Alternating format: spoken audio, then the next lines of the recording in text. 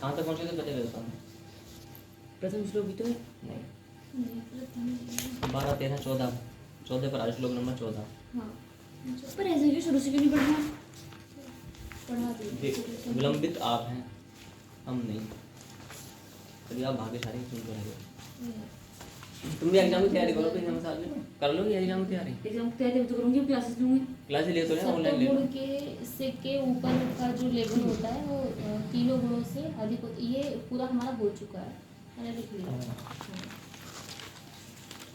आपने फोटोकॉपी तुम मेरा ही अपने स्वरूप हाथ हो, से लिख लिया। सुनो तुम मेरा स्वरूप हो, इसलिए तुमको बताता हूँ, बदल होगा नहीं। हाँ, ठीक है। जिसको ईश्वर में उत्तम भक्ति होती है, ये गुरु गीता में, जिसको ईश्वर में उत्तम भक्ति होती है, जैसे देवे परा भक्ति यथा देवो तथा गुरु तस्य ते कथिता हार्तः प्रकाशन्ते महात्मना। ऐसे तुम गाने ये ना कहाँ बोले? कहाँ बोली तो ये आगे बढ़ो, आगे पढ़ना पड़ता, आगे 12-13 आगे अगला यस से ही आ गया ना।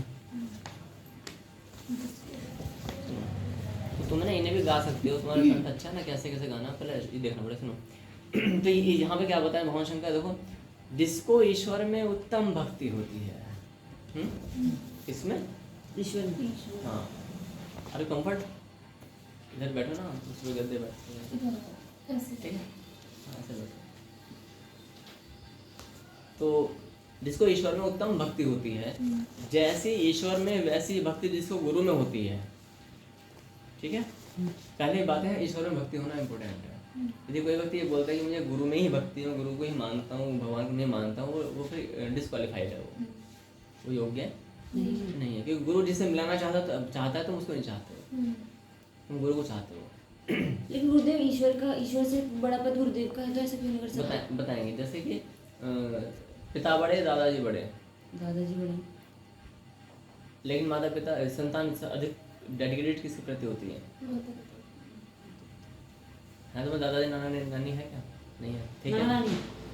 तो तुम माँ के पास क्यों रहते हो, अपनी नानी के पास नहीं जाते? जाओ माँ को छोड़ दो, नहीं जाओगे ना, ये कारण है। दूसरा एग्जाम्पल, ससुर अधिक बड़ा है या पति अधिक बड़ा है? है ना, तो फिर जो पत्नी है वो बड़े के पास नहीं जाती है। ठीक है, इसी प्रकार से गुरु की जो महिमा है वो भगवान ने स्वयं बताई है, वरना गुरु क्या कुछ नहीं है। तो भगवान ने बताया कि जो मेरे लिए अपना जीवन अर्पण कर चुके हैं, न्यौछावर कर चुके हैं, जिनके मन वचन, शब्द पे ध्यान देना, मन वचन कर्म, मन बुद्धि तन मन धन बल बुद्धि विद्या, जो भी कुछ है सब कुछ केवल अपने इष्ट के लिए, अपने परम गुरुदेव के दिशा निर्देश में है। तो ऐसे महान आत्माओं को, ऐसे हंस आत्माओं को उस परम पिता परमेश्वर ने अपने से बड़ा पद दे दिया है। स्पष्ट हो गया? क्योंकि वो उन्होंने क्या किया, परमात्मा के लिए अपना सब कुछ न्यौछावर कर दिया। बाकी कुछ अच्छा अपना है क्या, जिसे हम न्यौछावर कर रहे हैं, शरीर है अपना, मन बुद्धि है, ये अपना रहे 60-70 साल सब खत्म। ठीक है, तो जैसी ईश्वर में वैसी ही भक्ति जिसको गुरु में होती है, यानी दोनों में इक्वल होना चाहिए। भगवान ज़्यादा गुरु में कम, गुरु में ज़्यादा भगवान में कम नहीं, बराबर। ऐसे महात्माओं को ही यहाँ कही हुई बात समझ में आएगी। अब आगे क्या बता रहे हैं, जो गुरु हैं वे ही शिव हैं, जो शिव हैं वे ही गुरु हैं।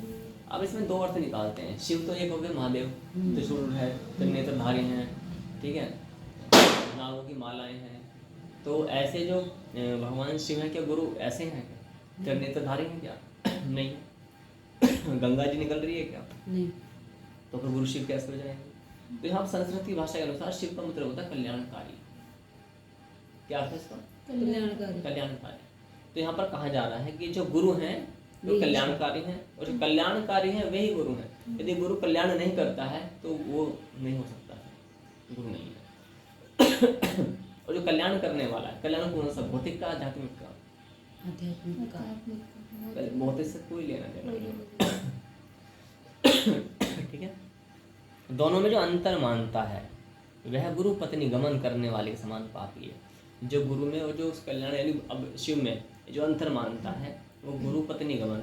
पहले कभी हुआ करते होंगे, जैसे गुरुकुल में रहते हैं तो जो शिष्य हुआ करते हैं कि गुरु पत्नी के साथ में दुर्व्यवहार या कुकर्म कर दिया करते हैं, तो उस प्रक्रिया को यहाँ कहते हैं गुरु पत्नी गमन। गुरु की पत्नी के साथ दुर्व्यवहार करने वाले, उनको उपभोग करने वाले, काम वासना जनित।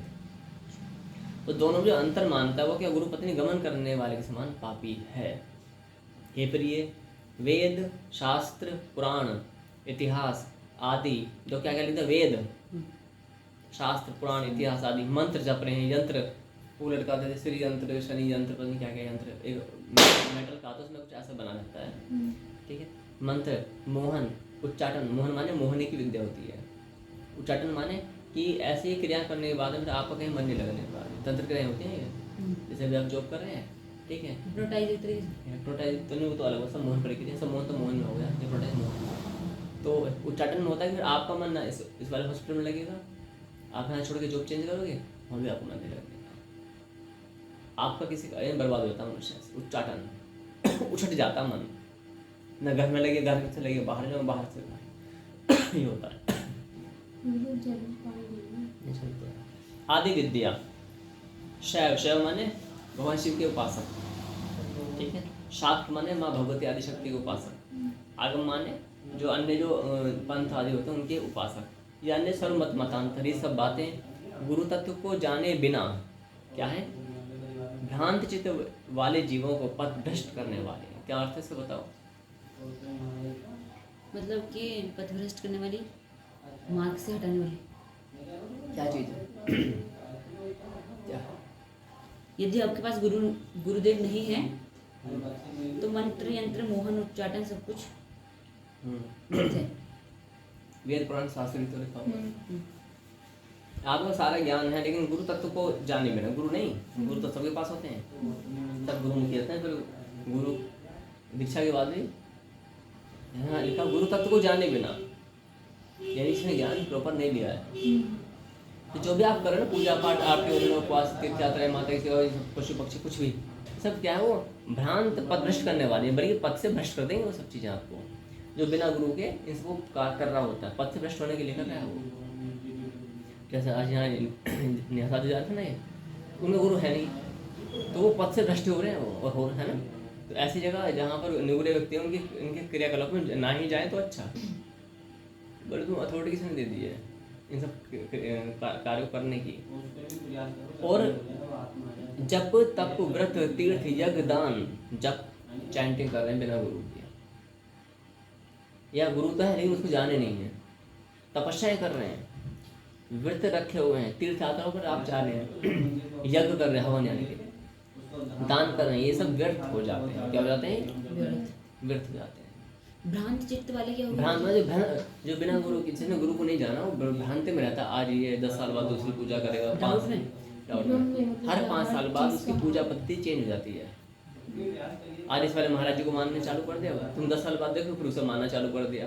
10 वर्ष पहले वो इस वाली पूजा विधि को अपना रहा था और आज वो इस वाली पूजा विधि को अपना रहा है। क्यों? वो भ्रांति में, खुद नहीं पता उसे करना क्या है। उसने सोचा आज टीवी पर ही सुन लिया, आज मैगजीन में सुन लिया, मेरे गुरु जी ने ये बता दिया। गुरु से भी नहीं पूछा जाता गुरु जी भगवान ने कहाँ पर बताया है। ये सब व्यर्थ चित्त हो जाते हैं। स्पष्ट हो गया? हे सुमुखी, भगवान शंकर कहते हैं माता पार्वती, हे सुमुखी, आत्मा में गुरु बुद्धि के सिवा अन्य कुछ भी सत्य नहीं। आगे क्या लिखे सिंहार, दोनों पढ़ते हैं ना। सत्य नहीं है, सत्य नहीं है, सत्य नहीं, सत्य नहीं है। श्लोक में भी सत्यम सत्यम वरानने लिखा ऊपर श्लोक में। यानी कि गुरु बुद्धि, आत्मा में गुरु बुद्धि के सिवा अन्य, यानी तुम्हारी बुद्धि में अगर गुरु बुद्धि नहीं है, सब नाटक, सब प्रपंच, सब तुम माया के वशीभूत हो चुके हो। और चाहे तुम कितने भी बड़े कुछ साधु संत बन जाओ, प्रवक्ता बन जाओ, गायक बन जाओ, सिंगर बन जाओ, कुछ भी करते हो, आत्मा में केवल गुरु बुद्धि होनी चाहिए। कि गुरु, अगुरु बुद्धि का अर्थ क्या होता है? क्या होता है गुरु बुद्धि? जैसे गुरुदेव करते हैं गुरु बुद्ध्यात्मनो नान्यत, गुरु बुद्धिया, यहाँ पर एक शब्द मिल रहा है गुरु बुद्धि। अब आपकी बुद्धि ना तो सत्वगुण होनी चाहिए, ना रजोगुण, ना तमोगुण, कौन सी बुद्धि होनी चाहिए? गुरु बुद्धि। सो लिख लो कहीं शब्द। गुरु बुद्धि यानी कि जैसे गुरुदेव की बुद्धि है या फिर जैसे गुरुदेव कहेंगे वो करना है। हाँ, और गुरुदेव बुद्धि हो तो कभी किसी नहीं हो सकते ना। वही तुम्हारी बुद्धि, तुम्हारी शिष्य की बुद्धि हो जाएगी क्या? कल तुम परम गुरु हमारे साथ बने, उत्तराखंड की परम गुरु बनी, ठीक है, तो क्या तुम्हारी जैसी बुद्धि शिष्य की हो जाएगी? ऐसे हो नहीं सकता। ये कम हो गया, ज़्यादा हो गई, है ना। अब आप बनती हो रामपुर की या कहीं पर, या हो सकता है कि आप है जी नहीं। अभी ना एक शब्द लिख लो कहीं ना, हाँ कहने एक शब्द लिखो, गुरु बुद्धि। क्या है? गुरु बुद्धि। हाँ, पेन उठाओ, ऐसे लिख लो रैंडमली कि गुरु बुद्धि बड़ा बड़ा सा, ऊपर लिखो, यहाँ पर लिखो, यहाँ लिखो गुरु बुद्धि बड़ा बड़ा।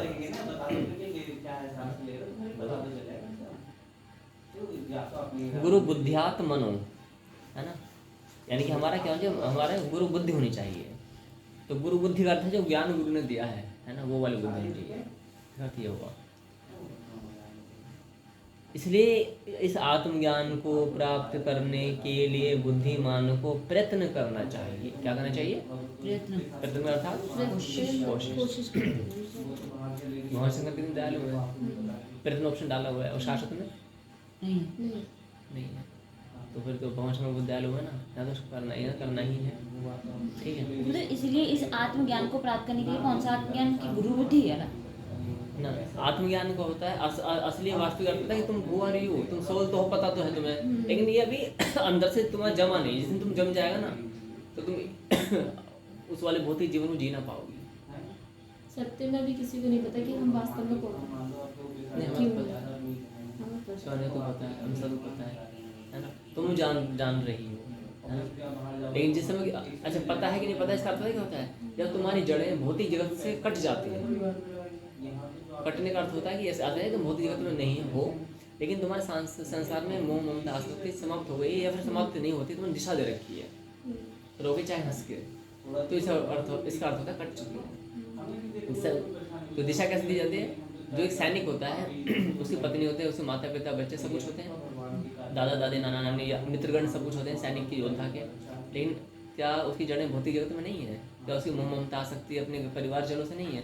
क्या बूढ़ी माँ से, क्या उसकी बूढ़ी माँ के आंसू नहीं देख के आया होगा वो व्यक्ति? क्या अपने बूढ़े पिता के आंसू नहीं देख के आया होगा ना? क्या अपने छोटे से बच्चे को दुलार करके नहीं आया होगा? तुम सोचो, आया होगा ना?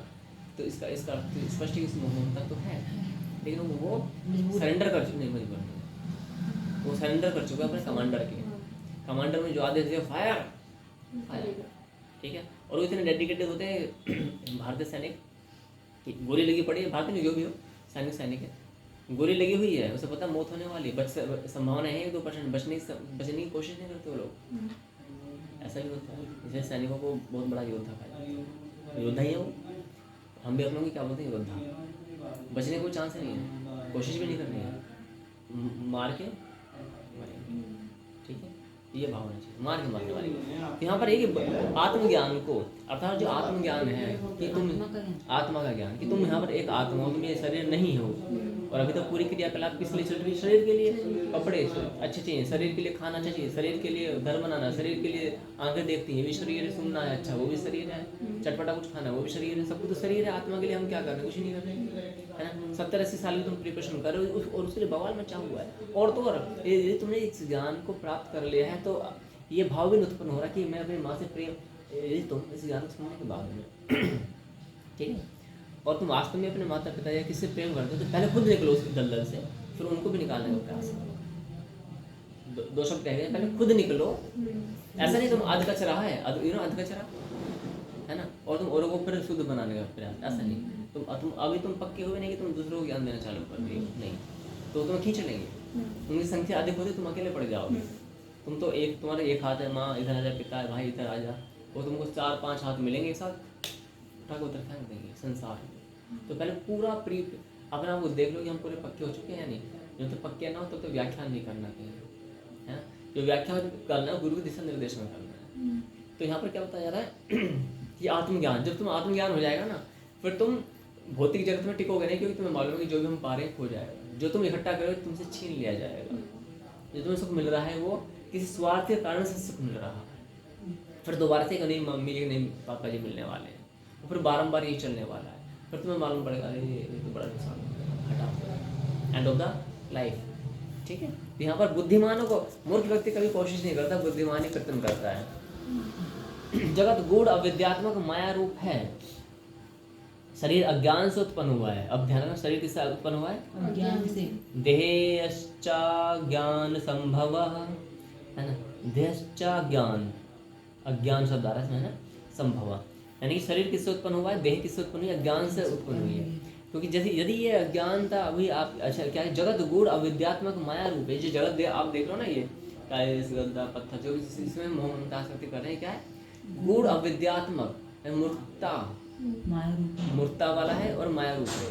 गूढ़ मतलब बहुत रहस्यमय। रहस्यमयी है, इसे अच्छे से नहीं जान पाते हैं, ठीक है। गूढ़ बहुत रहस्यमयी, सीक्रेट। अविद्यात्मक मतलब कि अज्ञानता, अंधकार रूप है ये। और माया रूप है ये, जो दिख रहा है वो है नहीं, है ना। जो आपको अभी दिख रहा है, डमरू है, ये शास्त्र रखा हुआ है, घंटी है, ये गंगा जल माला है, ये अभी है, न कल थे न कल रहेंगे, फिर भी दिख रहे। ये साधु बैठे, ये साधु जी बैठे हों तक, ये पहले नहीं थे। आज से 50 साल पहले थे क्या ये? आज से 100 साल बाद रहेंगे क्या ये? थे गुरुदेव, हाँ थे। आत्मा तो थी। आत्मा नहीं, ये जो बैठे हुए हैं, नहीं ये नहीं थी। है ना। ये शरीर तुम्हारी जो मिट्टी बनी है अरबों खरबों साल पुरानी है, लेकिन जो इसका कलेक्शन जो हुआ है ये 20-22 साल पुराना है। जो इसकी कंपोजिंग हुई ना, कंपोज किया गया, आटे को पानी मिला के रोटी बनाई है, ये 2 घंटे पुरानी हो सकती है, बट वो जो आटे के कण है वो अरबों खरबों साल पुराना है। वो कभी समाप्त नहीं। केवल रूपांतरण हो रहा है। क्या हो रहा है? साइंस में बड़ा रूपांतरण होता है। जो भी चीज़ें कभी खत्म नहीं होती। गत्ता है, गत्ता मिट्टी बनेगा, मिट्टी से फिर पेड़ बन जाएगा। रिसाइकलिंग चलती रहती है, कभी कोई समाप्त नहीं होती चीज़ें। इसलिए ये भी सनातन शाश्वत है। माया रूप है। माया का मतलब होता है जो दिख रहा है वो है नहीं, जो है तो वो दिखता नहीं। शरीर अज्ञान से उत्पन्न हुआ है, इनका विश्लेषणात्मक ज्ञान जिनकी कृपा से होता है उस ज्ञान को गुरु कहते हैं। अच्छा, तो पहली बार पता चला है। ज्ञान को भी गुरु कहा जाता है ना। ज्ञान को भी गुरु कहा जाता है। यानी कि जो ये विश्लेषणात्मक, यानी कि जो उसका अंतर स्पष्ट करते हैं कि शरीर क्या है, संसार क्या है, ये ज्ञान जिनकी कृपा से उत्पन्न होता है उस ज्ञान को गुरु कहते हैं। जिस गुरुदेव के पाद सेवन से मनुष्य सर्व पापों से विशुद्धात्मा होकर ब्रह्म रूप हो जाता है, अर्थात जिस गुरुदेव के चरणों के धोकर के जो जल प्राप्त होता है ना। लेकिन यदि यही गुरुदेव हम सामान्य जन को बताएंगे तो इतना डीप नहीं बताते, वो इससे एंटी होकर भाग जाएगा। जिस गुरुदेव के पाद सेवन अर्थात चरणों पर जो जल डाला जाता है चरणामृत से मनुष्य सर्व पापों से विशुद्धात्मा होकर, शुद्ध नहीं होगा वो, विशेष रूप से शुद्ध होगा, विशुद्धात्मा होकर ब्रह्म रूप हो जाता है, अर्थात परमात्मा ही बन जाता है। वह तुम पर कृपा करने के लिए कहता हूँ। ये प्रमाण किनके? भगवान शिव के। महादेव, अनंत ब्रह्मांड को बनाने वाले देवादिदेव महादेव, है ना। सोचो उनके श्री गुरुदेव का चरणामृत अर्थात सामान्य जब मनुष्य को बताते हैं यही हम ज्ञान करते हैं तो चरणामृत का हम अर्थ ये नहीं बता करके अलग बताया जाता है, लेकिन उसको हाँ नहीं आज्ञा का पालन बोलता हूँ, आज्ञा का लेकिन वास्तव में जो लिखा वही तो होगा ना। पादोदकम, श्री गुरुदेव के चरणामृत, चरणों को धो करके जो जल प्राप्त होता है वो पाप रूपी कीचड़ का सम्यक शोषक है। पाप रूपी कीचड़ का सम्यक शोषक है। ज्ञान तेज का सम्यक उद्दीपक है। यानी कि जो हमारे पाप रूपी है, जब हम उसको पान करते हैं चरणामृत को तो क्या हमें जो पाप हैं वो क्या होंगे? शोषण कर लेगा उनको, पापों को सोख लेगा। ज्ञान तेज का सम्यक उद्दीपक है। तो चरणामृत इतना तेज होता है कि ज्ञान तेज, यानी कि उसको प्राप्त करने के बाद में जो हमारे ज्ञान का दीपक हो वो उद्दीपक हो, उसमें ज्वलनता आ जाती है। संसार सागर का सम्यक तारक है, यानी संसार सागर से पार। हाँ, अज्ञान की जड़ को उखाड़ने वाले, अनेक जन्मों के कर्मों को निवारने वाले। गुरु का पहला करते हुए क्या बताओ? अज्ञान की जड़ को उखाड़ने वाले। हाँ, ऐसा नहीं कि बस आप आए, दो बत्ती जलाई, 150 रुपये लड्डू ले आए और केले लेकर के कपड़े ले आए, लोग गुरु जी हम खुश हो जाएंगे और माला अर्पण कर दी, तिलक चंदन लगा, आरती वंदना कर दी। What is this? This was right, but उससे पहले की जो चीज़ें समझना। अज्ञान की जड़ को उखाड़ने वाले गुरु कौन है? जो क्या करते हैं? अज्ञान की जड़ को उखाड़ते हैं। हाँ, अज्ञान को नहीं उखाड़ते हैं, क्या उखाड़ते हैं? जड़ को। अब क्या होगा? जब जड़ी हो जाएगी तो कुछ बचेगा पौधे कैसे तंटे। बस ठीक है। तो जो हमारा जो ज्ञान है ना वो वही उस प्रकार का अनेक जन्मों के कर्मों को निवारने वाले हैं। कौन है वो? अनेक जन्मों के हमारे अनेक जन्म हो चुके हैं। जब परम गुरुदेव हमें मिलते हैं तो उनको जो कर्मों के कर्म है ना उनको हमें क्या करते हैं? वो सोल्यूशन देते हैं। ज्ञान और वैराग्य, ज्ञान तो है तुम्हें, वैराग्य माने detachment from Maya, that means physical life, भौतिक जगत, है ना। ये क्या वैराग्य को बोलते हैं? डिटैचमेंट। तो हाँ तो डिटैचमेंट को सिद्ध करने वाले हैं। और डिटैचमेंट तो है बट वो वो इतना फ्रूटफुल नहीं, वो लाभकारी नहीं हो पा रहा है। हमारी मोह ममता नहीं है ना, यदि है तो बहुत ही कम है। हल्का सा कहीं मकड़ी जाला देखा और वो उलझा पड़ा हल्का सा किस चीज़ में, तो यानी ना के समान है अटैचमेंट, लेकिन फिर भी हमें फ्रूटफुल वो लाभकारी नहीं हो पा रहा। जो सारे योग लोग होते हैं उनकी कोई मोह ममता नहीं होती, लेकिन फिर भी वो भक्ति में आगे नहीं बढ़ पाते। भक्ति में आगे बढ़ने का अर्थ ये नहीं होता है कि आपको नाम मिले, नेम एंड फेम मिले, आपको मंच माइक या फिर ग्लैमर मिले, आप बड़े बड़े टीवी चैनल पर आकर के डिबेट जीत रहे हो, आप इस ना, ये सब नहीं है। भक्ति का अर्थ होता है कि यदि परम गुरु ने आपको बोल दिया है कि आप उस कोने में बैठ करके अपने गुरु मंत्र जाप करना है और कपड़ा लेकर के उस इस एक टाइल्स को साफ करना है, बस दैट इज भक्ति। इसमें अहंकार है क्या? मेरे गुरु ने जो दिया है। अब इसमें चाहे फिर वो वैज्ञानिक ही क्यों ना हो, वैज्ञानिक बहुत बड़ी सेवा कर सकता है या नहीं कर सकता लेकिन परम गुरु ने उसे क्या दे दिया? आदेश। मंत्र जाप करने के लिए, टाइल्स साफ करने के लिए, वो टाइल्स कितनी करनी साफ? बस इतनी सी। सामान्य मनुष्य क्या बोलेगा, इस डिसीजन को क्या बोलेगा? सामान्य में से क्या है, मुझे साफ सफाई का काम दे दिया। नहीं, जो बाहरी आउटर पर्सन जो देख रहे हैं उसको क्या बोलेंगे? मूर्खता है ये, मतलब एक ही जगह रगड़ा जा रहे भी, काम नहीं कुछ, क्या दे रखा है। तो उसको मूर्ख बोलेंगे, देने वाले को मूर्ख बोलेंगे? देने वाले को क्या काम दे दिया उसको? अरे इतना बड़ा वैज्ञानिक कुछ और काम दे देता, एक कंपनी बड़े चला लेते कुछ, है ना। एक कंपनी का मैनेजर है सोचो, है ना, तो उसे बोलते हैं ये टेम्पल को प्रेसिडेंट बन जाते हैं, कुछ ऐसा बन जाते हैं। नहीं, यहाँ पर क्या है, जो परम गुरु, अच्छा अब यहाँ पर शब्द तो आम जनता, इसलिए उसका नाम है सामान्य जनता है। लेकिन जिसको दिया जा रहा है जो वैज्ञानिक लेवल का व्यक्ति है, जो एस्ट्रोनॉट, जो अंतरिक्ष में जाते हैं वैज्ञानिक, ऐसे मान लो, ठीक है, वो उसको कर रहा है। अब उसको किसी ने बोला देखो तुम इतने इंटेलिजेंट हो, तुम ये टैलेंटेड हो वैज्ञानिक हो, आप है ना इसे छोड़ करके आप एक काम करो, आप मुंबई जैसे क्षेत्र में टेम्पल चलाओ या गुरु को चलाओ, आप लोगों को ज्ञान दो। वहाँ पर उस व्यक्ति को क्या कहना चाहिए? जो वैज्ञानिक है, गुरु ने नहीं कहा, बाकी पूरी समिति के सब लोग क्या है, तो वो ये बोलेगा कि नहीं मेरे गुरुदेव का आदेश है ये, तो मुझे यही करना, मुझे अपने गुरुदेव की आज्ञा का पालन करना। उसमें ये नहीं कि इसमें अरे तुमको और मान लेते हैं वहाँ पर क्या है, किसी सामान्य व्यक्ति को उठा करके बोले मुंबई जैसे क्षेत्र है, वो तो एक अलग चीज़ है ना, मुंबई है ना, वो तो चालाकों की चीज़ है। वहाँ पर किसी कंपनी मैनेजर को, सामान्य मैनेजर को वहाँ मैनेजर का काम दे दिया, और अब जो मंडली के लोग हैं वो कंपेयर कर रहे हैं कि तुम तो वहाँ होना चाहिए, तो वो यहाँ होना चाहिए था, ठीक है। और उसको बता रहे पूरी समिति के लोग मिल करके, आजू बाजू के, प्रभु जी तुम वहाँ पर जाओ, संभाल लोगे, डूब रही है, ठीक है। और तो उस समय क्या करना चाहिए इस व्यक्ति को? मतलब कौन बोल रहा है? परम समिति सारे लोग हैं, परम गुरुदेव के आदेश पे है वो, हाँ, तो उसे नहीं जाना चाहिए। इस समिति लोग बोलेंगे इससे तो हमारी संस्था डूब रही है ना, वहाँ डूबते हुए बचाना चाहिए, तुम यहाँ पर लगे पड़े ये कपड़ा लेकर ऐसे लड़ रहे हैं। समिति के लोग बोल रहे हैं हमारी, लेकिन समिति के लोगों को एग्जाम्पल मान लेते हैं कि ये आप गायन करते हैं, अब गायन का काम दे दिया किसको क्या नाम है, सुमरन साहब जो गा लेते हैं, नहीं तुम्हारी बहन गा लेती है, सुमरन साहब मान लो, तानिया नहीं गा पाती है, मुझे पता है कि तानिया साहब, जैसे कि उन्होंने बताया मुझे, तो शायद गा लेती हूँ, मुझे पता नहीं, बट जहाँ तक उन्होंने बताया थोड़ा बहुत सभी गा लेते हैं। मान लेते हैं कि उनको हमने गायन किया, और भी कोई साथी जो बिल्कुल भी नहीं गा पाती है ना, उसको गायन का काम दे दिया तुम गा लेती हो, तुम्हें काम देते कहा है टाइल्स का साफ, और अब तुम्हारे माइंड में ये आ रहा है गुरुदेव की क्या कर दे, बताओ उचित नहीं है चीज़, है ना, उसको तो ये दे दी जब ये मैं इसके लिए बनी हूँ और मुझे ऐसा करना चाहिए, तो ये भाव आने का अर्थ क्या है तुम बताओ? अहंकार। क्या? मुझे ये आता है, हाँ, मुझे ये आता है, मैं ही कर सकती हूँ, मैं ही इसके लिए बनी हूँ। नहीं वो तो लेकिन कह रही ना कि जो गा रहे हैं वो फेल हो रही है, वो लोग हंस रहे हैं, है ना। पर वो गुरुदेव ने यदि उसे दिया है तो कुछ ना कुछ सोच के दिया होगा कि हाँ उसको भी ये चीज़ आए,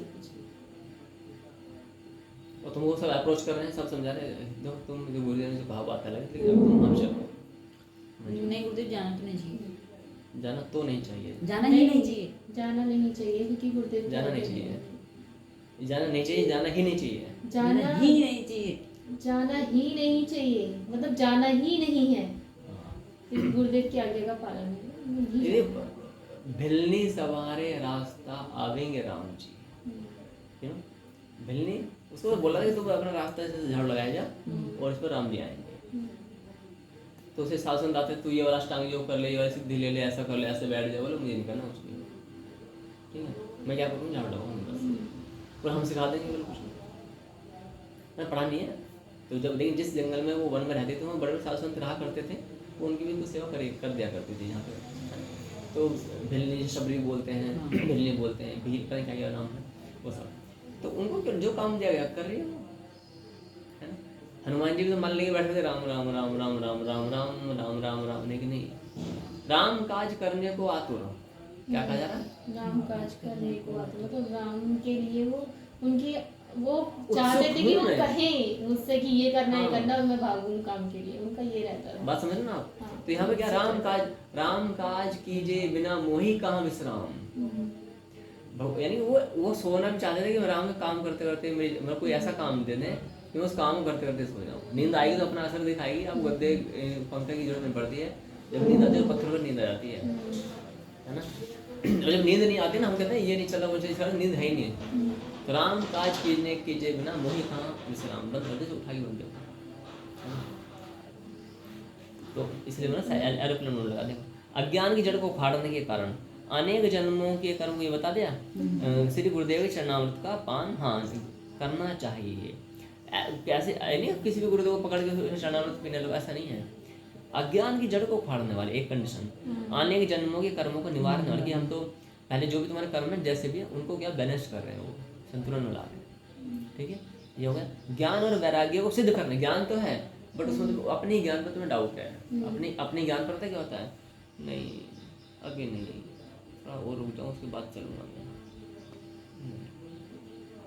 तो उसको सिद्ध करते हैं। बट क्या है, अपने परम गुरु से हमें क्या करना, अपनी हर हृदय की हर बात, यानी कोई ट्रांसपेरेंसी, पूरा चिट्ठा, कोई ट्रांसपेरेंसी लिटरेट नहीं होनी चाहिए। हाँ उसमें मर्यादा है, कुछ आदमी हैं जो वो हैं, तो वो अगर वहाँ पर व्यवस्थाएं हैं, जैसे भगवान ने हमारे लिए व्यवस्था बनाने की है, साधु की कुछ चीज़ तो गुरु माँ है ना, तो वो गुरु माँ से बता सकते हैं, वो वहाँ से समाधान मिल जाएगा। लेकिन कुछ ऐसी बातें हैं जो बता सकते हैं, तो टाइप को बता देनी चाहिए, कोई प्रॉब्लम नहीं है। तो ये शारीरिक समस्या है तो उनके लिए कौन है, गुरु माँ है। अदरवाइज सभी बातें वो बताई जा सकती है। ऐसे ही हमारे यहाँ पर क्या है, मान लेते कोई कहीं पर गुरु स्त्री कोई गुरु माँ है, तो वहाँ पर उनके कोई ना कोई होंगे भैया, बांधा हो, पिता वर्ग, पुरुष वर्ग, जो उससे बताई जाएंगी वो चीज़ें, या फिर उन्होंने कुछ व्यवस्थाएँ की गई होंगी ऐसी, ऐसा भी हो सकता है, ठीक है। इसलिए यहाँ पर ये नियम लागू होता है कि इसे पढ़ने में सब समझ आएगा। ये बताते हैं कि चरणामृत का पान करना चाहिए। आगे क्या, अपने गुरुदेव के नाम का कीर्तन, अनंत, हाँ अनंत भगवान, अनंत स्वरूप भगवान शिव का ही कीर्तन। अच्छा इस श्लोक में ना गुरु के नाम के कीर्तन की अनुमति दी गई है। देखो, स्वे देशे कीशस्येव च नाम कीर्तनम, आ गया, भवेदनंतस्य शिवस्य कीर्तनम। लेकिन मर्यादा को ध्यान में रखते हुए गुरुदेव के नाम का कीर्तन, जैसे मान लें हम अपने गुरुदेव का नाम भी लें तो वो मुझे अशोभनीय लगता है, अंतःकरण स्वीकार नहीं करता। लेकिन हम क्या कर सकते हैं, इसके स्थान पर, है ना, और इसको हम आज से भी इम्प्लीमेंट कर सकते हैं। कैसे, मान लेते हैं हम अपने प्रमुख का नाम लें तो वो पिता का नाम लोगे अच्छा लगेगा क्या, तो और गुरु का नाम लेंगे तो गुरु तो पिता से बड़ा हुआ, तो हम मंत्र का उच्चारण नहीं, वो तो अलग चीज़ है।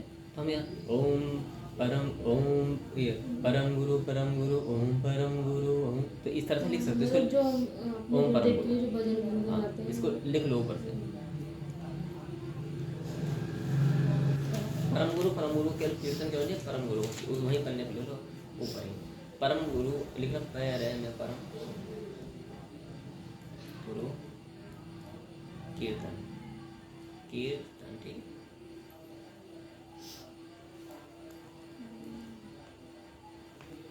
ठीक है, केवल परम गुरु, ओम लगने की आवश्यकता नहीं है। अपने गुरुदेव के नाम का चिंतन, अनंत भगवान शिव का ही चिंतन है, ठीक है। आगे पढ़ना पड़ेगा क्या है, गुरुदेव का निवास स्थान काशी क्षेत्र है, श्री गुरुदेव का पादोदक। गुरुदेव का निवास स्थान कौन सा स्थान, काशी क्षेत्र है, श्री गुरुदेव का पादोदक, अर्थात पादोदक माने जहाँ वो चरण धोते हैं। चरण, हाँ, चरणों का जल, ठीक है। वो गंगा जी ऊपर देखो क्या है, चरणोदकम लिखा है श्लोक में, चरणोदकम। गुरुदेव, हाँ, पाद गंगा जी है, यानी कि जिसको गुरुदेव का चरणामृत मिल रहा है उसे गंगा जी जाने की विशेष आवश्यकता नहीं है, ठीक है। इसे जो लिखा वो भजन जो गाया ना, सारे तीर्थ धाम, वो सब में निचोड़ है, लेकिन ये कहने के लिए है। समझोगे तो पता, पूरा जीवन परिवर्तित हो जाता है, पूरा जीवन ही परिवर्तित है। वेशभूषा, भाषा, भोजन, भाव, वास्तु, सब कुछ 6 चीजें परिवर्तित है। गुरुदेव भगवान विश्वनाथ और निश्चय ही साक्षात तारक ब्रह्म है। दिख रहा मैं ब्रह्म है, ठीक है। तो ये क्या है, यानी भगवान विश्वनाथ, भगवान शिव और निश्चय वो साक्षात तारक परब्रह्म परमात्मा है। गुरुदेव की सेवा ही तीर्थराज गया है। हम लोग गया जाते हैं, बोले पिंडदान करने जा रहे हैं, पितृ उठ रहे, मत करो, गुरुदेव की सेवा करो, है ना। जो भी हो सके, जितनी भी हो सके कर लो। लेकिन गुरुदेव का शरीर अक्षय वट वृक्ष है। वट वृक्ष का मतलब क्या होता है? बरगद का पेड़। हाँ, तो तुम जब भी चाहो तो बड़े बड़े होते हैं। हाँ, तो जब भी तुम चाहो गुरुदेव से अक्षय वट वृक्ष है, उस पर झूला वूला डाल लो, उस चढ़ के बैठ जाओ। क्यों, ये तो रखा है। तो अब भाई, अब इसको अर्थ ऐसे निकाल सकते हैं, गुरुदेव का शरीर अक्षय क्या है, वट वृक्ष है। आ जाओ भाई, बोले कहाँ वट वृक्ष चढ़ रहे हैं, बोले एक यहाँ बैठ गए, एक यहाँ गुरु फ्लैट पड़ा है, बोले आ जाओ 8-10 जने बैठ जाओ, है ना। तो गुरुदेव का शरीर अक्षय वट वृक्ष। अक्षय का मतलब होता है कि जो ये वट वृक्ष एक ऐसा होता है कि जो कभी समाप्त नहीं होता, ज्ञान के रूप में, है ना। गुरुदेव के श्री चरण भगवान विष्णु के श्री चरण हैं। वहाँ लगाया हो मन तदाकार हो जाता है, यानी कि ईश्वर में लीन हो जाता है। ब्रह्म, ये भगवानी महिमा है। भगवानी महिमा इतनी कि जो भगवान के प्रचारक बनते हैं उन्हें अपने से बड़ा पद दे डालते हैं। लेकिन रियलिटी क्या है कुछ नहीं। लेकिन उनका वो अपने सम्मान इतना करते हैं, अपने प्रचार की, अपने ज्ञान के सम्मान के लिए गुरुदेव का पद इतना बड़ा करते, अपने से बड़ा करते, बोले मैं कुछ नहीं, वो यही सब कुछ है ना। वरना जो गुरु के पद पर उसकी क्या, वो कुछ कर पाएंगे क्या? लेकिन भगवान ने क्या, वो हम बोले कि ठीक है, ये सूर्य को आज पश्चिम से निकाल दो, ठीक है, नहीं कर पाएंगे, संभव है क्या? भगवान सब कुछ कर सकता है। लेकिन भगवान ने जब इतना बड़ा पद दिया है तो हमें कितना बड़ा सम्मान अपने गुरु के प्रति होना चाहिए। सोचिए, इसलिए भगवान स्पष्ट बोलते हैं कि मैं अपने अपमान से इतना दुखी नहीं होता हूँ, इतना मेरे भक्त के अपमान से होता हूँ, है ना। तो जैसे विश्वनाथ ने बोला, तो क्या था वो एक भक्त के प्रति उसके हृदय को ठेस पहुँचानी थी। लेकिन अब वो हमने ठीक कर दिया, लेकिन अब तुम्हारे कारण से उठ हमने ठेस पहुँचाई, तो तुम्हारी ड्यूटी है कि तुम ठीक करो। लेकिन ये और भी बड़ा भयंकर क्राइम कैसे बनता है, अपराध, यदि तुम मिल करके उस विषय को लेकर क्या करते, चिंतन मंथन करते, चर्चा कहीं पर भी, तो और बड़ा क्राइम हो जाता है ना। नहीं, इसलिए हम यहाँ की बात बोलते हैं कि यहाँ की बात बाहर नहीं जाती, बाहर की बात, बाहर की बात के विषय से लेना देना कुछ नहीं होता है। हाँ, एक नमस्ते बड़ा क्वेश्चन होगा, दैट्स इट, इतना, ठीक है। तो अच्छा, अब क्या होता है, हाँ, गुरुदेव की वट से गुरुदेव के श्री चरण, वहाँ मन ब्रह्म श्री गुरुदेव के मुखारविंद में स्थित है। ब्रह्म मतलब परमपिता परमात्मा, मुखारविंद में स्थित है। ये भी छापना ठीक है, इन्होंने बोला वचनामृत में स्थित है। वरना पता क्या होता है, कोई बोलते बोलते अपना मुख खोलो, बोले क्यों, हम परमपिता परमेश्वर को देखना चाहते हैं, है ना। तो उन्हें पता है मुख का ना कर दो कि इसमें लिख रखा है कि परमपिता परमेश्वर गुरुदेव के मुख में स्थित है। तो कोई पीछे गुरु जी का जबाड़ा खोलो भाई, फाड़ो कहाँ गुरु भगवान मिला, लगाओ टॉर्च लगाओ कहाँ पर है ना, और लाओ चिमटी उमटी, ठीक है, सब कुछ होता है ना। वो तो लिखने वाले ने, छापने वाले थोड़ा अच्छा करते हैं, वचनामृत मतलब वचनों में, हाँ, मुख में। अब मान लो मुख में स्थित है, तो कोई बोलता है मैं तो अपने भगवान को भांग का भोग लगाना चाहता हूँ, जो कि भांग होते नहीं है, समझिए। या मैं अपने भगवान को क्या चढ़ाऊंगा, जल चढ़ाऊंगा, और भगवान कहाँ स्थित है, गुरुदेव के मुख में। हाँ, पकड़ना, लोटा जल चढ़ा हुआ है, ठीक है, हाँ, और ये चढ़ाओ, वो चढ़ाओ, थाली चढ़ाओ, पूरी थाली, बोले क्या, बोले भगवान गुरुदेव, ये हो सकता है ना। यहाँ समझना है का वह भ्रम उनकी कृपा से प्राप्त हो जाता है। वह भ्रम उनकी कृपा से प्राप्त, अर्थात जिसने गुरु में भक्ति कर ली, जिसने गुरु में भक्ति कर ली, जिसने गुरु के शास्त्रीय वचनों को अपना मान लिया, तो उसको फिर अन्यत्र कुछ कार्य करने की आवश्यकता नहीं है, वो गुरु की कृपा से सब कुछ हो जाता है।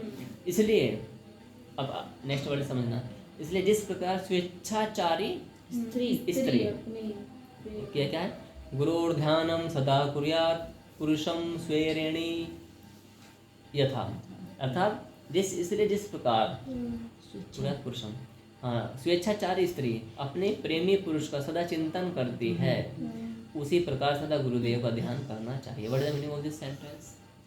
मतलब अपनी इच्छा से जो पत्नी अपने प्रेमी पुरुष का चिंतन करती है, उस प्रकार हमें गुरुदेव का चिंतन करना चाहिए।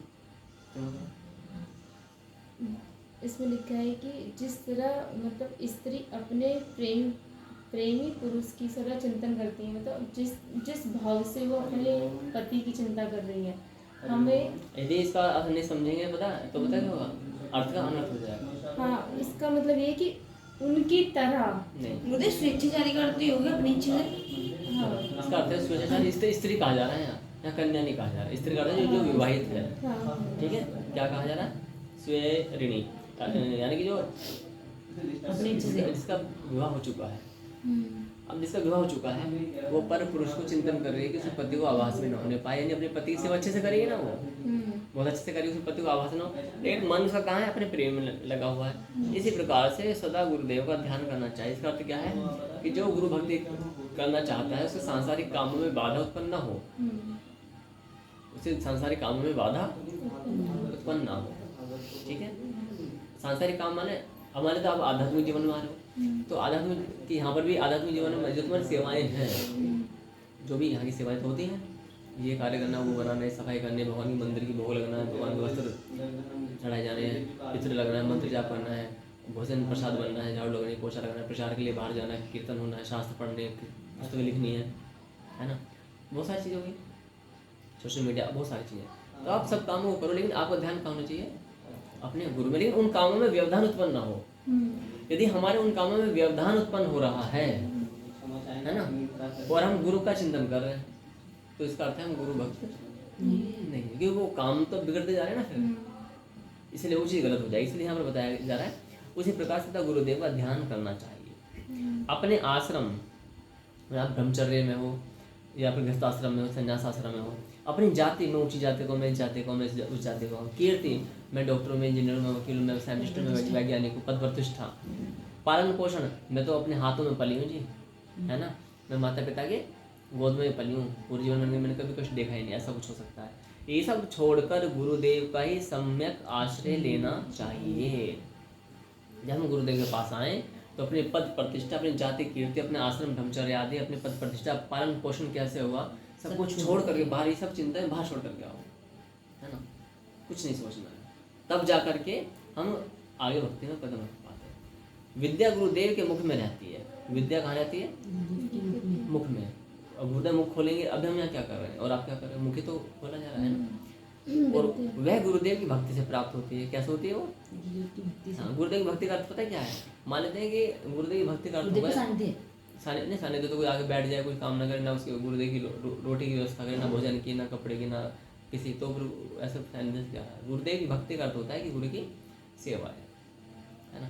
यानी कि भगवान की जब सेवाएं का अर्थ होता है कि सबसे पहले कि वो देखें कि गुरुदेव को आवश्यक वस्तुएं क्या चाहिए, सबसे पहले उन वस्तुओं की वो पूर्ति हो, उसे बोलते हैं हम कि गुरुदेव की भक्ति। अब कोई बहुत सारे सुबह के शाम आके बैठ रहते हैं, है ना, वो तो दुखी होते हैं और वो भी दुखी करते हैं, यानी हमें भी दुखी कर देते हैं। तो ऐसे व्यक्ति क्या होते हैं और उन्हें कुछ लेना देना नहीं होता है, वो 10 घंटे 12 घंटे डेली आकर के। तो ऐसे व्यक्ति तो हम भी बचना चाहते हैं, कुछ करना तो धरना है नहीं इसको। लेकिन जिसको करना होगा वो क्या करेगा? पहले गुरु आनंदित करेगा, यानी आएगा, देखेगा कि गुरु सेवा दिख रही है, अच्छा मैं पहले साफ करता हूँ, मैं भी आता हूँ, मैं सेवा करता हूँ मंदिर में, मैं सेवा करता हूँ रसोई में, मैं यहाँ पर हिसाब में जाल हटा दूँगी, मैं पोछा लगा, तो कुछ ना कुछ तो करेगा ना वो। लाओ गुरु में शास्त्र लिख दूँगा, कॉपी चेक, ऐसे अभी अपने साथ लगे हुए हैं, है ना, तो अपनी सेवा कर रहे हैं। बल्कि इधर आएंगे, बोलो मेरे साथ अपनी सेवा करो। सेवानी साधु को अपनी सेवा करती है, आप भी अपनी सेवा करते, अभी जो किया आपने वो अपनी सेवा, तो ठीक है। तो इसे क्या कहते हैं यहाँ पर कि वह गुरुदेव की भक्ति से ही प्राप्त होती है। यह बात तीनों लोकों में देव, ऋषि, पितृ, देवता, सारे देव देवता, कोई एक भी नहीं, सारे देव देवता, ठीक है, तीनों लोकों में, धरती के नहीं कह रहे हैं, आप समझ रहे हो क्या कहा जा रहा है? तीनों लोकों के देवता और तीनों लोगों के ऋषि ये लोग, देव और तीनों लोगों के पितृगण, और तीनों लोगों के मानवों मनुष्यों द्वारा स्पष्ट रूप से कही गई है। क्या की गई है? ये तीनों लोग कौन से हैं? ऐसे सिंपल माना, ये तुम्हारा बीच का जो लोक है ना, एक इससे नीचे लोक है, एक इससे ऊपर लोक है, एक लोक ये रहा, आकाश पाताल ऐसा लोग अनंत है। वैसे कितने? अनंत। अनंत। अच्छा पन्ना पलटो। गो शब्द का अर्थ क्या, गो का अर्थ क्या होता है? अज्ञान। हाँ ठीक है, वो मैं बोलना कि क्या, ठीक है। तो गो शब्द का क्या होता है? अज्ञान, अंधकार, ठीक है। और रो शब्द का अर्थ क्या होता है? ज्ञान। तो अब तुम ये बोलते ना यहाँ तो घर में जाके बोला यहाँ तो बहुत गो है इस कमरे में, अंधकार है माँ, यहाँ पर तो बोलते गो है, यहाँ मोमबत्ती जलाओ, ठीक है। अंधकार, वो शब्द का अर्थ क्या है? अंधकार या ज्ञान। तो वास्तव में जो बनाया, शब्द बनाए, ये इसलिए बनाया गया है कि उसी से ये बड़ी गलत है ये। जैसे हम किसी को बोले अज्ञानी है, तो हम ये बोल सकते हैं तुम तो संस्कृत के अनुसार तो ठीक जा रहा है ना। अब उस समझ में नहीं आएगा, वो बोल नहीं रहेगा अपने ऊपर क्या बोल दिया। हम बोल सकते हैं कि देखो आप अरे वाह, तुम तो बड़े वो नहीं आप गुम हो, आप रू की आवश्यकता,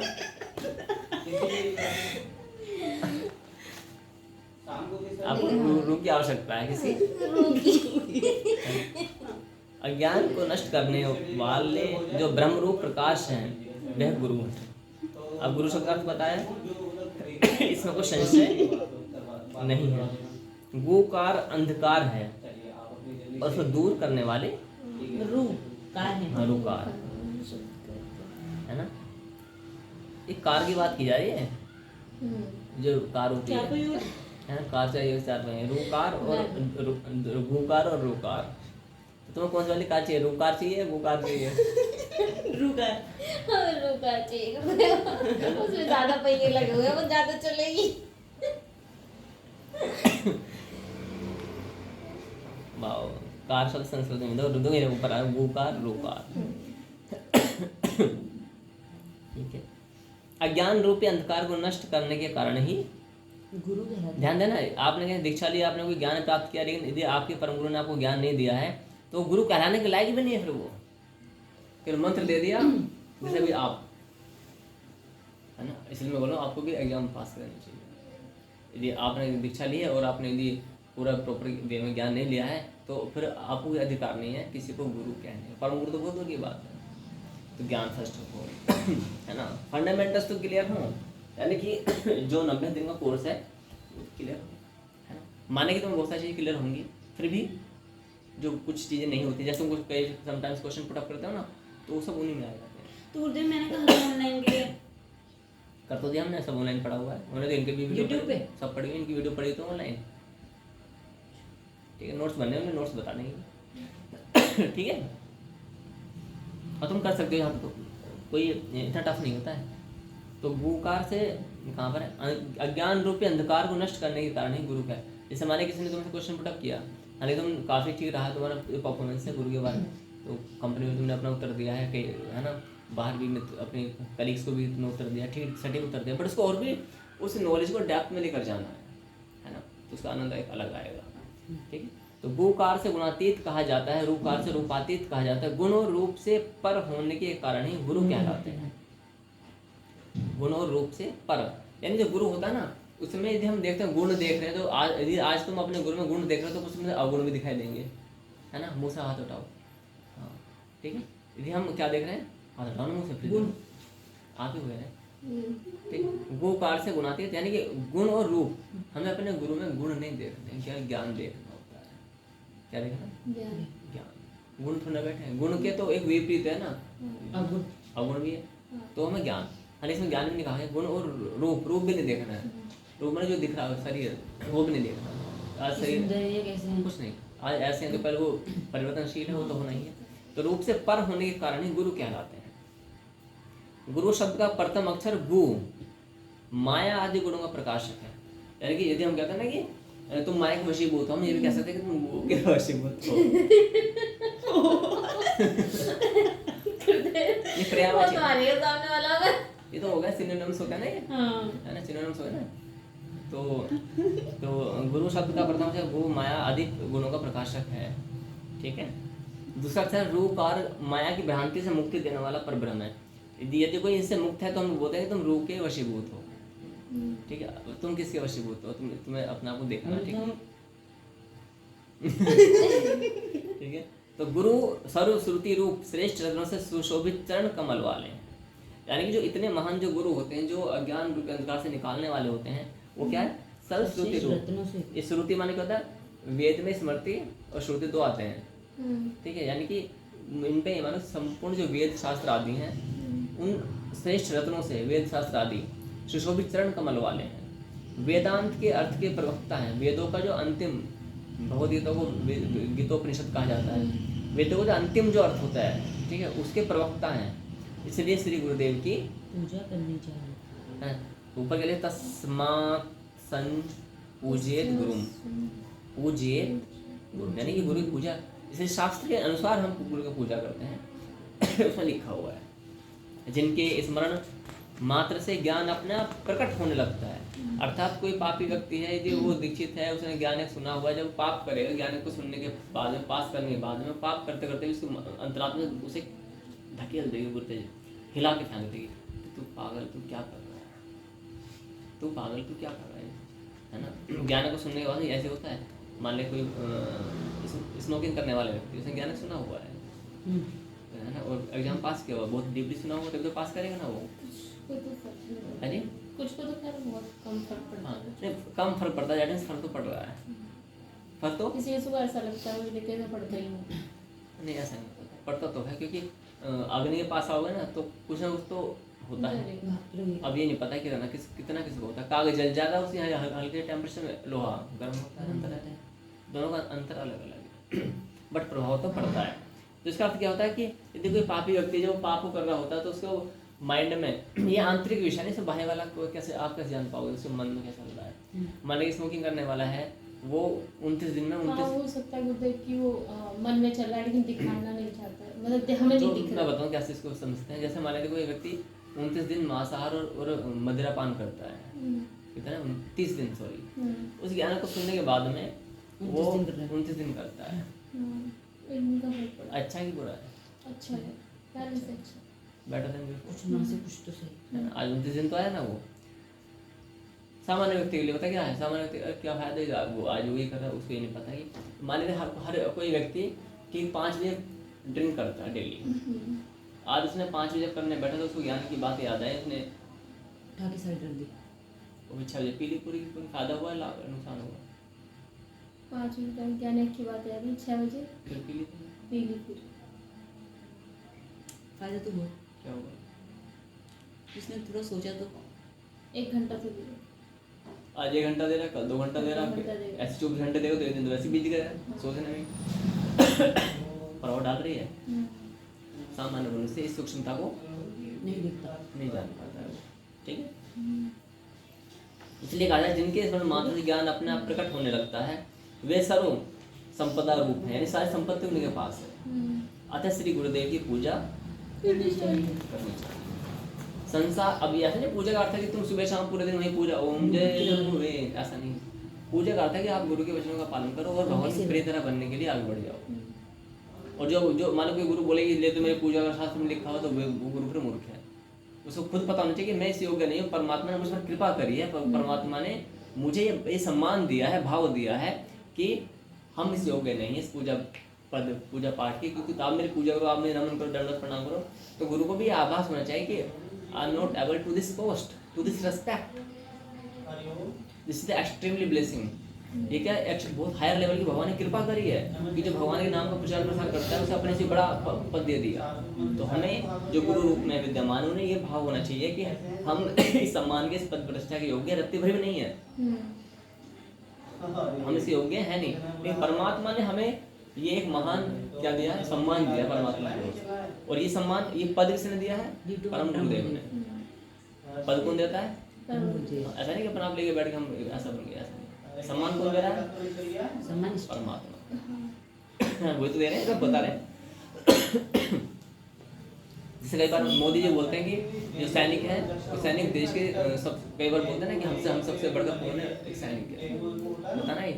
तो प्रैक्टिकली देखा जाए तो बहुत सारा अंतर हो जाता है। अगर सबसे बढ़कर फिर तुम सैनिक क्यों नहीं बन जाते हो, पीएम का पद छोड़ के, सीएम की कुर्सी छोड़, तुम भी सैनिक बन जाओ, राइफल लेकर टांगो, सीमा पर जाओ। बट ऐसा तो नहीं जाते ना, इसलिए। संसार रूपी वृक्ष पर चढ़े हुए लोग, कहाँ पर? संसार रूपी वृक्ष पर। अच्छा, ये वृक्ष कहाँ मिलता है? संसार रूपी ये जो है जो मोह माया बंधन है भौतिक ना, वो तो क्या क्या बताइए। संसार रूपी जो संसार में हम लोग लीन थे अभी, मतलब हैं अभी भी कहीं ना कहीं अभी भी हैं। नहीं, वृक्ष पर चढ़े हुए, कहाँ चढ़े हुए?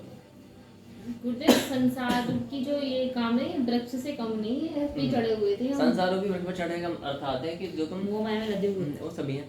सुनो, संसार रूपी वृक्ष का अर्थ है आज मैंने इतना प्राप्त कर लिया, फिर मैं कल इतना प्राप्त करूंगा, फिर मैं उतना प्राप्त करूंगा। आज मेरे नीचे 5 लोग काम करें, फिर कोई 50 लोग काम करें, फिर कोई 1000 लोग काम करेंगे, ठीक है। और कई बार हम आध्यात्म में आकर के भी हम भौतिक में गिर जाते हैं। जानते हो कैसे? जैसे अमित साधु हैं, देखो वो मेरे शिष्य हैं, ठीक है, तुम भी हो, तुम मेरे शिष्य बन रहे हो, तुम भी मेरे शिष्य हो, इतने मेरे शिष्य हैं, मेरे शिष्य देश विदेश में, ये भी एक नरक का द्वार बन जाता है ना। क्योंकि इसमें एक अहम भाव आने का संभावना है। इसलिए गुरु को अतिशीघ्र अपने जैसे ही गुरु बना देने चाहिए। अब अहम भाव आएगा क्या? अनेक बार ऐसा था कि जो मुख्य गुरु उसके 4 शिष्य हैं, और जो उनके शिष्य हैं वो हजारों संख्या में जाते हैं। वेदव्यास जी के कितने शिष्य थे? कितने? मात्र 4, है ना। और उनके शिष्यों के पता नहीं कितने शिष्य थे, ये मानता। तो गुरु वास्तव में जो परम गुरु कौन है? जो अपने शिष्यों को इतना निपुण, इतना योग्य, इतना गुणवान, इतना महान, इतना योद्धा, इतना परम ज्ञानवान बना दे कि जो उनके शिष्यों को जहाँ जाए वहीं प्रसन्नता। और फिर उनके शिष्यों में वही भाव होना चाहिए कि मेरे शिष्य मुझसे प्रसन्न होने चाहिए। गद्दी का वो पुजारी नहीं। और ऐसा गुरु पापी कहलाता है जो गुरु ये सोचे कि अच्छा अर्चन साधु सम्मान तो हमसे ज़्यादा हो रहा है, बताओ, इनकी पूजन वंदन सब जगह हो रहा है और मुझे कोई पूछता नहीं। कल तक मैंने इसे पढ़ाया ही नहीं। कल तक मैंने पढ़ाया था, इसका इंसान जो है बोल पा रहा है, ठीक है, ये चीज़ है। ये अहंभाव होता है वो। हाँ जी, अहंकार है, अहंभाव में अहंकार। तो ठीक है, एक काम करते हैं, मैं तो गुरु हूँ ना, तुम बेटा बर्तन मांजने का काम करो, तुम्हारी ज़्यादा पद प्रतिष्ठा हो रही मैं वो तो बोलूँगा मैं, ठीक है। अब यहाँ पर तुम्हारी 2 चीज़ें हैं। तुम्हें करना चाहिए वो काम, ठीक है, लेकिन यदि मैंने इस भाव में आकर के तुमको ये समय दी है ईर्ष्या के वशीभूत होकर, तो मैं अपने पद से गिर गया, इसका दंड मुझे वहाँ भोगना पड़ेगा बहुत भयंकर रूप से, ठीक है। अच्छा, अब यदि मैंने इस भाव से दिया कि देखता हूँ कि तुम कितने एक्सपर्ट हो, कि तुम्हारे अंदर अभी अहंकार है कि नहीं, अहंकार होगा तुम क्या बोले गुरुदेव मैं कुछ बोले मैं तो नहीं छोड़ूंगी। जैसे एग्जाम्पल तुम्हें भक्ति केवल और केवल भागवत की लाई हो, है ना, और तुम सोचो कि मैं तो कुछ भागवत करूँगा, तुम भागवत के लेवल पर पहुँचने के बाद मैं बोलूँ कि अर्चन साथ ही काम करो, तुम्हें 5 साल हो गए भागवत करते, बोला कितने भागवत हुए तुम्हारे? वो तो 500 के आसपास हो गए भागवत। तो एक काम करो, हमारे तुम्हारी अभी भागवत इटली की है, रद्द करो, इंस्टेंटली रद्द करनी है, और आओ कानपुर में जाकर टेम्पल संभालो, वहाँ पे तुम्हारी केवल ये सेवा है। और उस समय तुम्हारे माइंड में एक प्रसन्नता आ गई कि हे गुरुदेव आपने इस योग्य समझा, है ना, ये बड़े महान। और तुमने उसको उसी आदेश के लिए उत्सव मना दिया। क्या बना दिया? खुशी, आनंदोत्सव। जो तुम्हारा उत्सव है वो लोगों के लिए क्या है? मुक्ता है। और क्या है ना, पायो री मैंने राम रतन धन पायो, है ना। यानी कि गुरु ने मुझे इस अवसर से चुना है इतने वर्षों बाद, तो ये मैं कुछ भाग्यशाली हूँ। सामान्य क्या बोलेगा तो बर्तन मानने के लिए ये सब सीखिए क्या, इतना एक्सप्रेशन नहीं, बर्तन मानिए क्या। आप what you should say all of them, never try to say about my karma, कि तुम्हें मेरे कर्मों के बारे में कुछ कहना है, वो मेरा विभाग है ना, जिसका तुम्हें ज्ञान नहीं हो उस विषय में बोलना नहीं चाहिए। तो तुम अपने जहाँ तक मैं तुम्हारे डिपार्टमेंट वहाँ तक बोलो ना, आप मेरे प्रमोट पर हाउ डेयर यू, तुम ये कहाँ क्या मुझसे बोल रहा हो,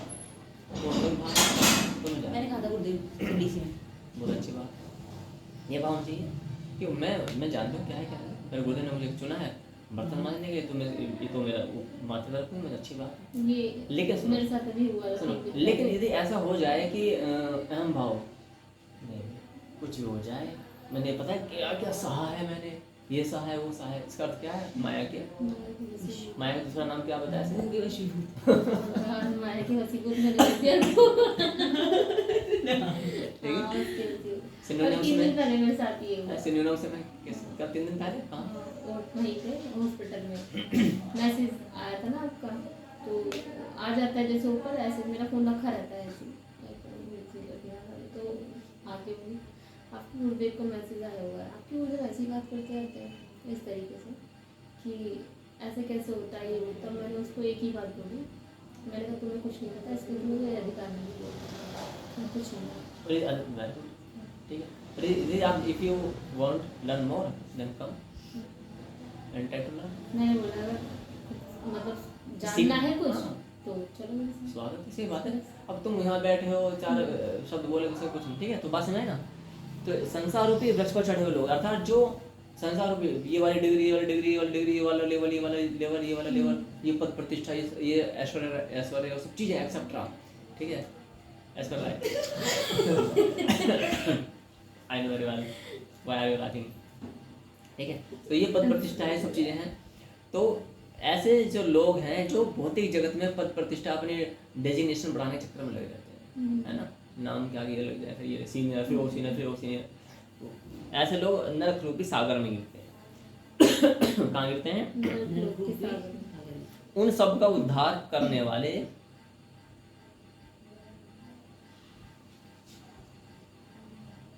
पढ़ो आगे, इसे तो मैं छोड़ देता हूँ अगला वाक्य। गुरुदेव कौन सा वाला है?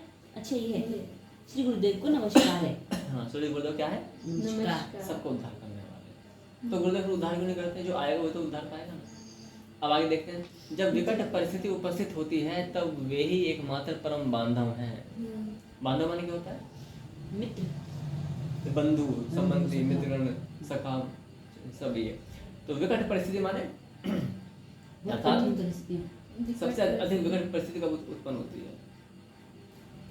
जो जीवन में दुख आते हैं, तो अभी भी मृत्यु जब आती है, जब हमारी जब हार्ट बीट बंद होती है ना, मृत्यु कब आती है? जो मेडिकल साइंस क्या कहती है? हार्ट बीट बंद, मनुष्य मर गया। स्पिरिचुअल साइंस क्या कहती है? अभी तो पार्टी। अर्थात क्या है? हार्ट बीट बंद, बात को हार्ट बीट बंद होने के बाद में तब आत्मा शरीर से निकलती है। जब आत्मा शरीर से निकलती है तो जो हमारी शिखा होती है, बालों का जो किनारा, अंतिम छोर होता है, अंगूठे से लेकर के हमारी जो आत्मा, सिंपल भाषा में ऊर्जा, चेतना, वो निकलनी चालू होती है। पापी व्यक्ति की आत्मा को यमदूत जबरदस्ती ऐसे खींच निकालता है, उसको छटपटाहट होती है। मेडिकल साइंस लिए वो डेड है, लेकिन अभी तो फिल्म शुरू हुई है ना। ये तो कोई ट्रेलर है। हार्ट बीट बंद होना क्या है? ट्रेलर में आता है, मौत थोड़ा है इसको। ये मेडिकल साइंस के लिए, आम जनता के लिए मर गया, अच्छा मर गया, हटाओ, हटाओ, ठीक है। बट समटाइम्स हम ये भी देखते हैं कि हार्ट बीट बंद हो जाते हैं, उसके बाद जीवित भी हो जाता है वो। जानते हैं क्यों? इसलिए हो जाता है, तुम थोड़ा कुछ करते हो, ढक कुछ जो करते हैं, जीवित क्यों हो जाते हैं? अभी वो मरा थोड़े ना है। ये अवधारणा उचित नहीं है कि धड़कन बंद और मर गया, नहीं है। अभी तो उसकी और यमदूतों की लड़ाई चल रही है। पापी होती लिए यमदूत आते हैं भगवान भक्त के लिए पास करते हैं। तुमसे इस शरीर को छीना जाए, तुमसे इन कपड़ों को ऐसे कोई पकड़ के न बोले ये वो कपड़ा दे, माने किसी ने कपड़ा पहना हुआ, शर्ट वगैरह कुछ पहनी हुई है, ये जो धोती है, ऐसे पड़ खींचो, उतार पाएगा जीवन में से कभी? इस तरीके से बोल दे ये फट जाए, मुझे पीड़ा होगी, उसे पीड़ा होगी, है ना। तो लेकिन अगर इसे उतारने की कला आती है, हमें मालूम पड़ गया कि ये इस वक्त तो चाहता है, तो पर है ना, ऐसे देखो पकड़ो, हो गया। तो विकट परिस्थिति कब आती है? जब मृत्यु घटाती है। पूरी चेतना हमारे शरीर से ऐसे खिंचती है, उस समय जो कुछ बताते हैं, शास्त्र आदि बताते हैं कि 1000 बिच्छू एक साथ पूरे शरीर पर काटे, उससे अधिक पीड़ा होती है मृत्यु के समय।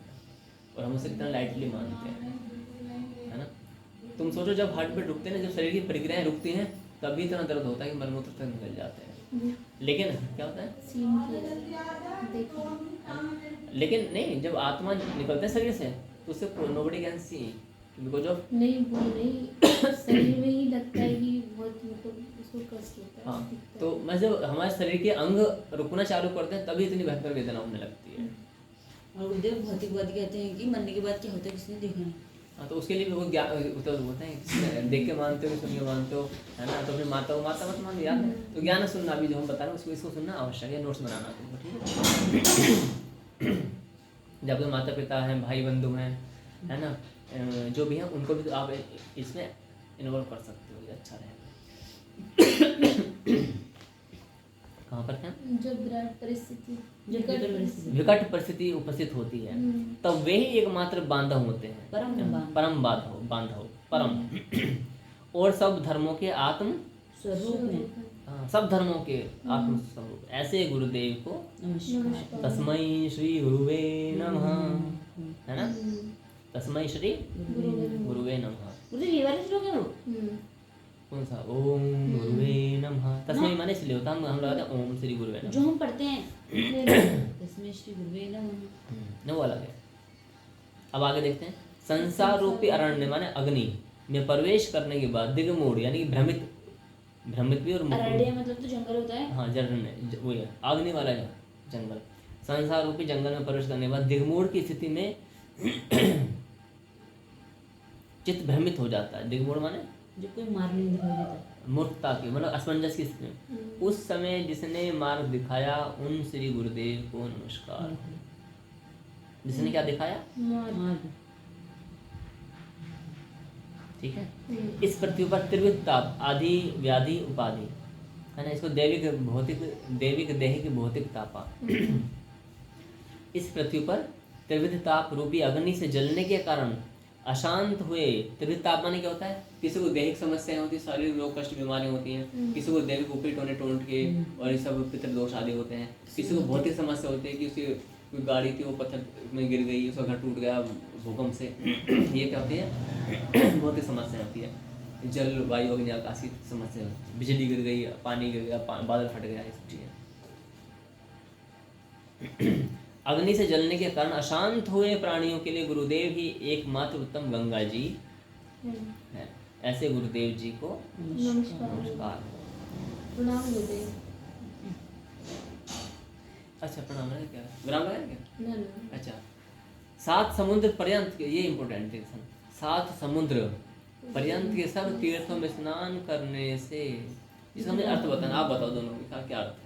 7 समुद्र पर्यंत के सर्व, समुद्र नहीं है, समुद्र है, हाँ समुद्र, हाँ समुद्र, समुद्र पर्यंत के सर्व तीर्थों में स्नान करने से जितना फल मिलता है, मतलब कि जो 7 समुद्र हैं उनमें स्नान करने से जो फल हमें प्राप्त होता है, वो हम कामनाएं लेके जाते हैं, वो जो प्राप्त होती हैं प्राप्त होती है, जितना फल मिलता है वह फल परम गुरुदेव के चरणामृत से होता है। परम गुरुदेव के जो चरणामृत, हाँ, चरणों को धोकर के जो जल होता है, चरणामृत के एक बिंदु से, एक बूंद के फल से 1000वां हिस्सा। ये अनंत ब्रह्मांड को बनाने वाले देवादिदेव महादेव भगवान शंकर कह रहे हैं। एक बार श्लोक पढ़ना, श्लोक पढ़ो एक बार। सप्त सागर सप्त सागर माने 7 सागर, हाँ, पर्यंत तीर्थ स्नान फलम यानी तीर्थों में स्नान का फल। तू यत् आगे। गुरु पाद पयो बिंदोह त्रांसेन तत्फलम, है ना। 7 समुद्र पर्यंत के सर्व तीर्थों में स्नान करने से जितना फल मिलता है वह फल श्री गुरुदेव के चरणामृत के एक बिंदु के फल का 1000वां हिस्सा है। मतलब चरणामृत है, एक बूंद टपकाया, उसके अब 1000 भाग कर दिए, जो जल की कण मात्र बची उससे मिल जाता है। 7 समुद्र की तीर्थ यात्रा होकर, हाँ, एक बाल की बूंद के इतना, ठीक है। यानी 7 समुद्र का अर्थ समझते हो क्या, पूरे संसार में 7 समुद्र ना, पूरे संसार में इतने तीर्थ हैं, ठीक है। उसमें स्नान करने से जो फल। अब लोग कहाँ जाते हैं, चलो अमावस पड़ रही है, सोमवती अमावस से हम वहाँ घाट जाएंगे। पर गुरुदेव उनके चरणामृत हर किसी को थोड़ी मिलता है। ऑथराइज्ड व्यक्ति, ऑथराइज्ड। हम्म, अभी तो हम नहीं अलाउड नहीं किया, हम लेते हैं अपने प्रमुख देव का, हाँ गुरु पूर्णिमा पे। ठीक है। पूरा स्नान धो करके शिवम से पहुँच कर पूरी विधि विधान से होता है। तो कुछ व्यक्तियों ने कहा था मैं यहाँ पर, हमें मना कर दिया, और मना करना कितना अच्छा रहा ये भी। तो एक व्यक्ति ने वो सब प्रक्रियाएँ देखी, हमारे साथ गए और उन्होंने देखा अच्छा गुरुदेव गुरु पूर्णिमा में ऐसा ऐसा करते हैं। कोरोना काल में हम लोग गए थे उनके साथ बाइक से, तो न सिर्फ कॉपी एंड पेस्ट, तो आध्यात्म में कॉपी पेस्ट नहीं चलता है, यहाँ पर बहुत सारी चीज़ आती है। तो वो लोटा वोटा लेकर के आ गए, उन्होंने क्या करोगे, नहीं मालूम था, देखने तो व्यक्ति चाहता हम भी ऐसा करेंगे, बट उसके प्रति मेरी भाव तो है ना। जब से हमने दीक्षा ली, हमने अपने परम गुरुदेव के प्रति कोई दोष बुद्धि रत्ती भर भी दोष बुद्धि नहीं है, निंदा बुद्धि नहीं है ना। हाँ कुछ बातों में मतभेद हो जाता है, वो बात एक अलग है, लेकिन दोष बुद्धि नहीं होती है, दोष बुद्धि आज तक नहीं है। इसलिए हम अपने परम गुरुदेव जगत गुरु परम गुरु श्री जगन्नाथ महाराज बोलते हैं। जो भी ज्ञान है, जो भी अच्छाइयाँ, सब उनकी कृपा से है, और जो बुराइयाँ हैं, जो गलतियाँ, वो मेरा अपना दोष है। तो इसलिए हम उनका शरणामृत का पान करते हैं। लेकिन जो व्यक्ति महाशय कह रहे थे, तो हमें मालूम था कि अभी वो बच्चे हैं, बच्चे वो नहीं कर पाएंगे, तो हमने मना किया। तो लोटा वोटा लेकर गुरुदेव मेरा भाव है, मैंने भाव से नहीं होता है सब चीज़ें। तुम अब आ रहे हो, कल को तुम दोस्त देखो, निंदा देखो, स्तुति ये सब करो, तो फिर कुछ नहीं है। दोस्त तुम्हें तो लगेगा, हमें भी लगेगा। पहले अपने आप परिपक्व करो। समय बीता, समय बीतने के बाद जितनी उनकी सेवाएं थी सब ठप पड़ गई। तो फिर यानी भगवान ने जो प्रेरणा दी, ये प्रेरणा कौन देता है? भगवान देते हैं ना कि नहीं स्टॉप दें, तो वो उसके लिए भी हितकारी होती है। क्योंकि यदि तुम इस कार्य को कर रहे हो और बाद में तुम्हारा मन भाव बदला, तो तुम्हें भी बहुत दोष लगता है इसमें। तो पहले ये तो हर स्थिति में कि हम, जैसे कि एक माँ से जन्म लेने के बाद में अब बच्चा बोले कि माँ तुझसे मैं सरकारी डॉक्यूमेंट में लिखवा के ला रहा हूँ, तो तू आज से मेरी माँ नहीं है, तो क्या वो संबंध हट जाएगा? नहीं हट जाएगा। सेम उसी प्रकार से गुरु शिष्य का संबंध होता है। यदि हम ये समझ लें कि अब किसी भी कारण से ये संबंध हमारा नहीं हटेगा, और हमारे मन में कभी गुरु के प्रति दोष भाव, निंदा भाव या ऐसा भाव नहीं आएगा। और यदि आ जाए तो वो बताना चाहिए, वो बता देना चाहिए, समय ऐसे कि गुरुदेव अनुमति लेकर के, ऐसा नहीं माइक पे तुम चिंगाड़ लो, कुछ नहीं, उससे ना और भी मनोवृत्ति दुष्ट हो जाती है। ठीक है। तो अब जैसे शिवानी साधु को मैंने समझाया, तो मैं तो पब्लिकली नहीं बोलता हूँ, जो थोड़े क्वालिफाइड है, जो आंतरिक आने के प्राप्त है उनके सामने ही मैं उनको बोलता हूँ। बाहर कुछ बोलेंगे तो मुझे बोलता ठीक है सब चल रहा है, क्योंकि समझाना डराना वो एकांत में होता है, समझाने किसी को एकांत में, ऐसा नहीं तुम पब्लिकली इसको कर रहे हो, ऐसा उचित नहीं है ना। ये तो फिर माता पिता यदि पब्लिकली अपने बच्चों को डांट रहे फटका रहे हैं, तो माता पिता मूर्ख होते हैं। ऐसे क्या होते हैं? मूर्ख व्यक्ति। तो 12 साल के बड़े बच्चे को कभी भी समाज के सामने, छोटे बच्चों को डिप्रेशन हो सकता है, वो सोचेगा कि मेरे सबके सामने बेइज्जती हो रही है। वो बहुत सारी चीज़ें होती हैं, तो वो सब उचित नहीं है। यदि शिष्य की यदि ऐसे आपकी भाव हो जाए तो बताना चाहिए कि ये है, क्योंकि मेरे मन में ऐसा भाव आया है। तो लेकिन कई सारे संस्थाओं में वहाँ पर ऐसे भाव, ऐसे प्रावधान ही नहीं होता, तो क्या करेंगे? मिलना जुलना नहीं होता, तो बात सुना यहाँ तक कहाँ पर हम लोग हाँ। सात समुद्र प्रेम तो एक फल के बिंदु के फल का 1000वां हिस्सा है ना। क्लियर हो गए? यदि शिवजी नाराज हो जाएं तो गुरुदेव बचाने वाले हैं, किंतु यदि गुरुदेव नाराज हो जाएं तो बचाने वाला कोई नहीं। अतः गुरुदेव को संप्राप्त करके सदा उनकी शरण में रहना चाहिए। गुरुदेव यदि गुरुदेव नाराज हो जाएंगे तो भगवान शिव बचा नहीं पाएंगे हमें। उन्होंने जो पदी, इसे उदाहरण समझे, उदाहरण समझना। तुम्हारे यहाँ तो तुम एक अधिकारी हो सरकारी, ठीक है, और तुमने वहाँ पर गेट कीपर लगा रखा है। कौन है गेट कीपर? होमगार्ड लगा रखे हैं, गार्ड वार्ड खड़े हैं, किसी को अंदर मत आने देना, ऑथराइज्ड व्यक्ति को अंदर आने देना। उस व्यक्ति के तुमसे बहुत अच्छे संपर्क संबंध है, लेकिन किसी कारण से बात बिगड़ गई, तुमसे नहीं, तुम्हारे होमगार्ड से, बॉडीगार्ड से। हाँ देखना शायद होगा, जो बॉडीगार्ड है ना बाहर, तो जो सिक्योरिटी गार्ड है, उनसे बात क्या करेंगे? भोजन अमित साधु भूख लग रही है क्या? क्या खाओगे? भोजन है गुरुदेव। तेज लग रही है वो? हाँ बताइए। सामान्य है, नहीं, वो ठीक ठाक है, सामान्य भी नहीं। ठीक ठाक है। कुछ से भी लिया तो थोड़ा और ज्ञान हो जाएगा। छोटी से लेकर ला दूँगा। पूर्णिमा को फ़ोन कर दो आप, मैं भी लेकर लेने जा रहा हूँ। तुम अपने अपने फोन से फोन कर दो।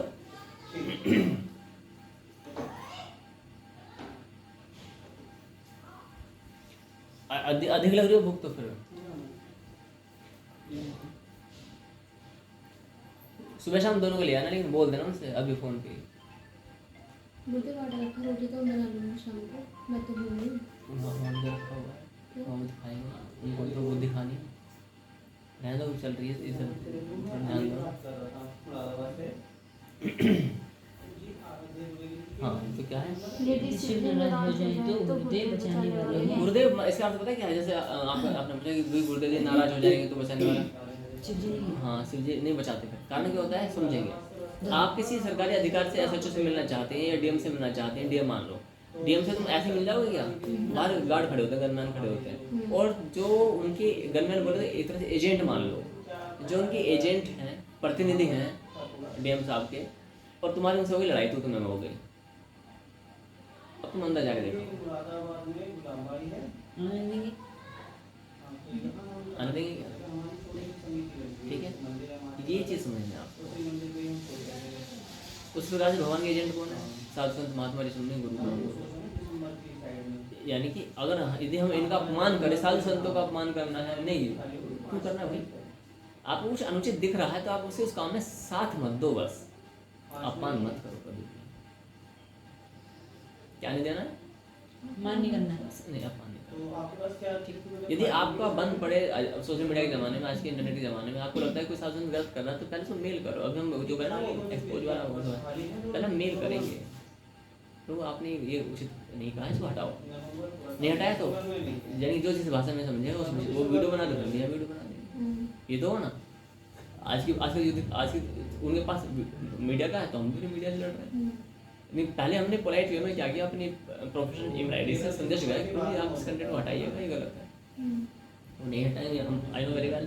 बड़े बड़े साधु संत, फिर जब यहाँ से वो संदेश जाएगा तब उनको सिर्फ मराठों की तरफ कह सकते हैं कि हमने शास्त्र का पालन किया, हमने किसी का अपमान नहीं किया, लेकिन आपने जब हटाया नहीं, फिर आपने उसको रिप्लाई भी नहीं भेजा।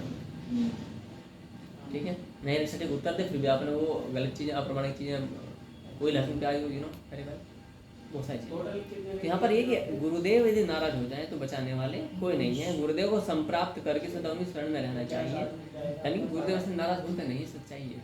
जो परम गुरु होते हैं वो ऐसा नहीं कि उनका काम है कि चलो गुरुदेव मुँह फुला कर बैठ गया। अब गुरु है वो हर 5 साल, हर 6 महीने, हर दूसरे दिन रूठ के बैठ रहा है। मान छोटा बच्चा है, गुरु को पता कैसा होना चाहिए? छोटा बच्चा है, ठीक है, वो कई बार चाटा मार देता है ना,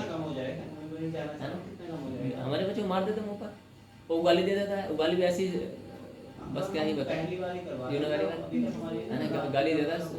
तुम सुनकर क्या आत्मज्ञान प्रसन्न हो जाएगी। गुरु क्या बता, ज्ञान दे रहा, वो क्या ज्ञान दे रहा है अपर लेवल का। ठीक है, तो ये सब होता है। तो इनके कारण से क्या हो गया, तो हम क्षमा करते कि नहीं करते हैं? पहले तो क्षमा भी नहीं करते हैं, उनको हम हृदय में रखते हैं। बच्चे गलती नहीं करें तो और क्या, बूढ़ा गलती करेगा क्या? ठीक है, क्षमा भी वहाँ की जाती है जहाँ पर कोई जैनों ने कोई बड़ा अपराध हुआ हो। अब जैसे मान लीजिए साहब जी ने कुछ बोला, अब उन्होंने बोले क्षमा, वो क्षमा थोड़ा ना सामान्य व्यवहार है। लेकिन मुझे समझाने क्यों पड़ा, क्योंकि अब उनका जो पद है ना वो एक हायर लेवल पर आ चुका है। समाज में उन्नीस पता है क्या है? सही देखा जाए तो यहाँ पर मुरादाबाद में इतने लोग हमें नहीं जानते, जितने 15 भागवत नहीं जानते।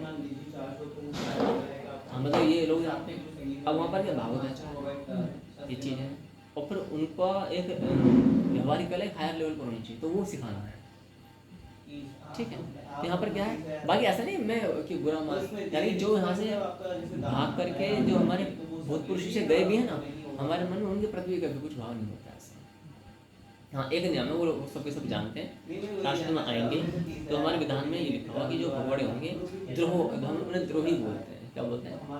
उन्हें वर्तमान सेवाएं कभी दी नहीं जाएंगी, जीवन में कभी भी नहीं। एक बार यदि कोई व्यक्ति बाहर चला गया है तो उसे वर्तमान में यथारूप नहीं रखा, यथास्थिति नहीं रखा जाता। क्योंकि वो दोबारा भी ऐसे कर सकता है इसलिए चोर चोरी करता है, छोड़ता है, लेकिन भूलता नहीं है। सच नहीं कि उसका कि सबसे बड़ा शास्त्र में सबसे बड़ा क्राइम क्या है? भगोड़ा, अनुभव कुछ नहीं है, भगोड़ापन। तो भगोड़ापन क्या करता है? और इसलिए शासक मान लेते जैसे अभी तुम यहाँ पर आ रहे हो, तुमने सोचा बोलते हो हम चलो भागेंगे नहीं, लेकिन आपने भागा तो आप विधान पढ़ चुके हो, वहाँ मेरी भी नहीं चलेगी। इसमें एक नियम लिखा हुआ है, क्या है? क्या शासक से तुम्हें भागा सकता है किसी भी स्थिति में? तो क्या वहाँ पर एक नियम ही नहीं, निष्कासन का नियम नहीं है। समझ रहे हो? किसी स्थिति में तुम भले के दिन इसका बड़ा अपराध कर दो, हाँ जो भी प्रशासनिक जो कार्यवाही है वो होंगी, इसके बाद तुम आओगे, वहीं तुम जेल काट के जाते हो तो फिर क्या होगा? एक अलग जो डिवाइडेशन है वो होगा, तुम्हारा रहना खाना पीना मिलता रहेगा, इससे ज़्यादा कोई सेवा दे देंगे, क्योंकि खाली पेट तो फिर तुम बाहर भागोगे, है ना? तो ऐसी स्थिति में क्या करेंगे? कोई उसमें सेवा भी गौशाला संभाल, कोई भी सामान्य सेवा दे दी जाएगी, ठीक है? तो यहाँ पर गुरुदेव कभी नाराज, और जो गुरुदेव नाराज होने वाले हो जाए, ध्यान देना, ये बताया जा रहा है, और जो गुरुदेव रूठन बनाने वाले हो जाए तो वो परम गुरु नहीं, सामान्य गुरु, जिनका हर ये शिष्य बच्चे रूठते हुए अच्छे लगते हैं, माता पिता बच्चे और जिन घरों में माता पिता रूठ के बैठ गए, माँ रूठ के बैठ गई, पिता रूठ के बैठ गए, तो तमाशा बना रखा है। तुम क्या माता पिता बने क्यों? ऐसा लग रहा है कि माता पिता रूठ के बैठे हैं। स्कूल के टीचर से आपसे रूठेंगे, आप लोगों को अपमान कर दिया, आप लोगों को मिस्टेक कर दिया, आपने कुछ असभ्यता कर दी, डिसिप्लिन फॉलो नहीं किया, और टीचर मुंह फुला के बैठा, आज मैं नहीं पढ़ाऊंगा, क्यों? इसने ऐसा बोल दिया, अच्छा लगेगा क्या? अरे वो बच्चा है, वो कर सकता है, तुम तो टीचर हो ना, तुम्हें रूठना मनाना में क्या है को लग गया? ये बड़ा बहुत गहरा नियम है ये, कि सब शिव दिन नाराज हो जाए तो गुरुदेव बचाने वाले, किंतु यदि गुरुदेव नाराज हो जाए तो बचाने वाला कोई नहीं। यदि गुरुदेव नाराज हो जाए तो उसे पता नहीं कि यदि मैं नाराज हो जाएगा तो मेरे प्रभु भी से नहीं बचाएंगे, इस जीवात्मा का नाश हो जाएगा, नरक भोगेगा, ये कष्ट भोगेगा। तो क्या गुरुदेव को दयालु होना चाहिए कि नहीं होना चाहिए? यदि गुरुदेव नाराज होकर बैठ गया अपने शिष्यों से, तो उस जीवात्मा को, शिष्यों को कितना कष्ट होने वाला है, क्या उस गुरु को पता नहीं है? और यदि नाराज हो गया तो उस गुरु के अंदर दया नाम की कोई चीज नहीं। तो गुरु अनंत दयावान होना चाहिए। क्या सा? अनंत दयावान। गुरु शब्द का गु अक्षर गुणातीत अर्थ का बोधक है, और रू अक्षर रूप रहित स्थिति का बोधक है। ये दोनों गुणातीत और रूपातीत स्थितियां हैं जो उनको गुरु कहते हैं। हे प्रिय, गुरु ही नेत्र रहित दो नेत्र वाले साक्षात शिव हैं। कौन है? त्रिनेत्र रहित यानी बिना तीन आंख वाले, यानी दो आंख वाले शिव हैं। दो हाथ वाले भगवान विष्णु हैं, और एक मुख वाले ब्रह्मा। ये भगवान का सम्मान दिया हुआ है। अब ऐसा नहीं तुम अपने गुरु को देखो कि तुम तो दो हाथ वाले शंकर जी, लोग गोलियां खाओ जहर है, जरा देखो, है ना? तो ये होता ना, इसलिए लोग समझना है, बात समझ आई आप? ये ठीक है। हे प्रिय, गुरु ही, हाँ अगली लाइन तुम पढ़ के मुझे बताओ क्या अर्थ है इसका। हे प्रिय, ये मैं क्यों पूछ, मैं सुनो, आपके परिचय में, संपर्क संबंध में कोई ना कोई व्यक्ति ज्ञानी ध्यानी होंगे, ऋषि मुनि साधु संत होंगे, उनके बारे में लिखा हुआ, बताओ क्या लिखा हुआ है? हे प्रिय, गुरु ही नेत्र दो। नहीं, अगला वाक्य देव किन्नर, देव किन्नर गंधर्व पितृ यक्ष तुम्बुरु गंधर्व का एक प्रकार, और मुनि लोग भी गुरु सेवा की विधि नहीं जानते। अगला पढ़ो। हे प्रिय, तार्किक वैदिक ज्योतिषी कर्मकांडी तथा लोक लौकिक जन निर्मल गुरु तत्व को नहीं जानते। क्या अर्थात दोनों का अर्थ बताओ। ये किन्नर गंधर्व पितृ यक्ष, इनको भी नहीं करना होता। यक्ष और कुंदर क्या है? गंधर्व नहीं, तुम्बुरु तुमरु गंधर्व का एक प्रकार। ये मुनि लोग भी गुरु सेवा की विधि को नहीं जानते। गुरुदेव की सेवा कैसे की जाती है उसकी विधि को नहीं जानते। देवी देवता भी लिख दिया, हाँ, देवता। देवी देवता भी नहीं अब जानते। आगे क्या लिखा था? हे प्रिय, तार्किक वैदिक ज्योतिषी कर्मकांडी तथा लौकिक जन निर्मल गुरु तत्व को नहीं जानते। क्या अर्थ है? गुरु तत्व मतलब जो गुरु तार्किक का अर्थ वैदिक ने बताना। तार्किक माने जो तर्क करते हैं, जो हमारे भी तर्क करते हैं, हम लोग भी तर्क करते हैं, है ना? आगे पढ़ो। वैदिक माने, वैदिक अर्थात यज्ञ वगैरह करने वाले, वेदों को मानने हाँ, वाले। वेदों के प्रचंड ज्ञानी, वेदों के ज्योतिषी मतलब जो ज्योतिष विद्या के पारंगत, कर्मकांडी जो हवन जो घर पंडित जी आते हैं इसका। तथा लौकिक जन, लौकिक जन माने सामान्य जन, नहीं लोकी, लोक लोकी माने वाले खाने वाले लोग ही। हाँ, लौकी यानी कि जो लोग लौकी खाते हैं। जो लौकी खाने वाले जन, नहीं लेगो ना लौकी जन, नहीं लौकी नहीं लौकी की है, दूसरा वाला लौकी का है। ये जो लौकी, निर्मल लौकी खाते हैं। कद्दू घिया लौकी जो खाने वाले जन होते हैं वो, ठीक है। क्या आपसे अच्छा अर्थ होता हो क्या? नहीं गुरुदेव, ये अर्थ नहीं है इसका। लौकी का मतलब जो सामान्य जन। हाँ, हाँ। इस लोग के सामान्य जनता जिन्हें कोई पढ़ाई नहीं लौक, होगी। वही तो लौक के जन। निर्मल गुणवत्ता को नहीं जानते। हाँ, स्पष्ट है। अब तुम सोचो जो बिना यानी कि जैसे उन्होंने बोला कि ऐसे ऐसे, तुम सोचो इतने बड़े बड़े तार्किक वैदिक ज्योतिष नहीं जानते तो सामान्य जो नौकरी करने वाला व्यक्ति है वो क्या ही जानता होगा, है? कौन जाएगा? हाँ। अब क्या है आगे प्रश्न पढ़ लो। इसके बाद विराम। हाँ विराम लगा। यदि आगे बढ़ो, यदि गुरुतत्व से हाँ, पढ़ो, यदि गुरुतत्व से कार्य प्रामुख हो जाए, प्रामुख प्रामुख हो जाए तो वैदिक मुक्ति नहीं पा सकते, योगी मुक्त नहीं हो सकते और तपस्वी भी मुक्त नहीं हो सकते। अगला पढ़ो। गुरु सेवा से विमुख गंधर्व पितृ यक्ष चारण ऋषि सिद्ध और देवता आदि भी मुक्त नहीं होंगे। अर्थात दोनों का अर्थ बताओ। मतलब गलत में है तो वो पढ़ लो। यदि गुरु तत्व से प्राण हो जाए तो यज्ञ की मुक्ति नहीं पा सकते। यज्ञ की याज्ञिक, याज्ञिक मतलब यज्ञ करना। हाँ याज्ञिक, यज्ञ नहीं पा सकते, योगी मुक्त नहीं हो सकते और तपस्वी भी मुक्त नहीं हो सकते। योगी माने आदित्यनाथ योगी जी के लिए कहते हैं। नहीं नहीं तो नहीं, योगी जो आदि योगी, वो योगी जी जो होते हैं जो तपस्या गुफाओं में जाकर के योग करते करते हैं, हाँ, है ना, गुफाओं में बर्फ में बैठे रहते हैं, कोई बड़ी भयंकर भयंकर, वो भी तपस्वी। तपस्या नहीं करते तपस्वी, हैं। हाँ। गुरु से प्रामुख होकर मतलब विमुख होकर के, मतलब मुख फेर करके, विरुद्ध होकर के। तो ये जो इतने बड़े बड़े जो साधु संत बैठे हुए हैं, ये जो तपस्याएं कर रहे हैं, ये भी मतलब मुक्त नहीं हो सकते। बड़े गुरु होते हैं, गुरु होते हैं तीन रास्ते की तरह। हाँ जिनके नहीं होते तो उनके लिए क्लियर है ना। आगे बढ़ो, आगे क्या है? गुरु सेवा से विमुख गंधर्व पितृ यक्ष चरण और ऋषि सिद्ध और देवता आदि भी मुक्त नहीं हो सकते। ऋषि सिद्ध देवताओं के देव- लिए भी गुरु सेवा से विमुख गंधर्व पितृ यक्ष चारण